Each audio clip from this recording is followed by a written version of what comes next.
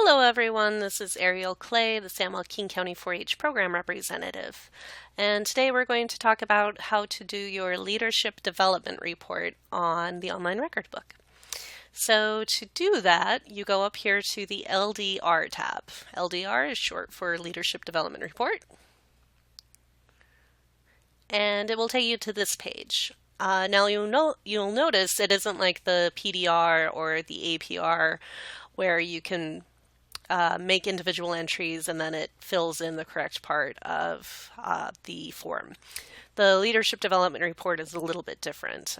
Most of this you'll actually be doing in Word, but we do provide templates that you would download and fill out, and then you would upload the file. So, for example, this first bit right here is part 1 of the Leadership Development Report. So you'll do part 1 that basically is an overview of all of your major leadership roles in general. So we download that and pull it up. And you can see it's just one page with your basic information up here. And then you would check a box for each of these major roles that you did. So if you were if you were in a leadership development project, you would check here. If you were a camp counselor, you would also check here. If you were your club vice president, you would check that box as well. So you have 3 different leadership roles that you would indicate on here. Then you would briefly describe these roles and why you're doing them. Why are they important to you? And then you would set some kind of overall goals for how you're going to grow in leadership in general.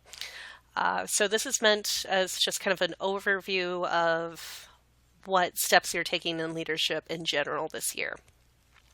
Now, if you don't fulfill any of these roles, if you're not doing any of these kind of large-scale, significant leadership roles, you don't have to do a leadership development report. You just wouldn't do this part of the record book, and that's okay. And you'll notice that it also says completed by intermediate and senior members only. So intermediate are kids who are 11 to 13, and senior members are 14 to 19. So if you're 10 or younger, we don't expect you to start doing these forms just yet. So maybe you were a club officer, you were the sergeant of arms or the historian or something like that. Even though you technically have done a leadership role, you wouldn't have to do a leadership development report. So that's part 1 pre. You would do this at the beginning of the year. But then there's also the part 1 post, which you do at the end of the year. So you would download that template.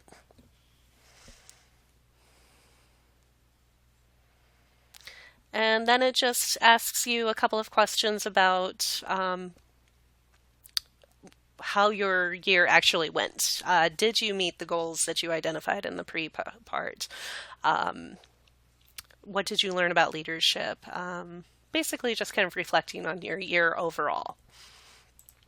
So you would do one of these forms, no matter how many or how few different leadership roles you had. So if you were just a club officer, you would fill out one of these. If you did 5 different leadership roles, you would fill out one of these. Now, for each individual role, you would do what's called a part 2. So it has the template right here. So ORB is nice. It kind of tells you what projects you're in and whether or not you need to do a leadership development report for it. The reason that you would do a leadership development report for a particular project is if you're a junior or a teen leader. And that should be reflected in your 4-H Online enrollment information. So if it indicates in your 4-H Online profile that you're the teen leader for baking and bread making, then it would show up here that you should be doing one. So you would click on here and get the template. So just like for part 1, there's a pre section and a post section. So the pre focuses on goal setting, what kind of strategies you're going to pursue, and how you're going to shift gears in case if you run into an obstacle. Then it has you sign at the bottom, and then the adult volunteer who's working with you should sign it. So if you're a junior camp counselor, the camp director should review and sign it. So this is something you should be doing with an adult volunteer. And then there's a post template, which you do at the end of the year, which once again is essentially reflection on did you reach your goals, what obstacles did you run into, and how did you overcome them, that kind of thing. And then it gives a section for the adult volunteer you've been working with to give feedback. So they can let you know what you did well, what you could improve on, maybe some next steps now that you've completed that leadership role.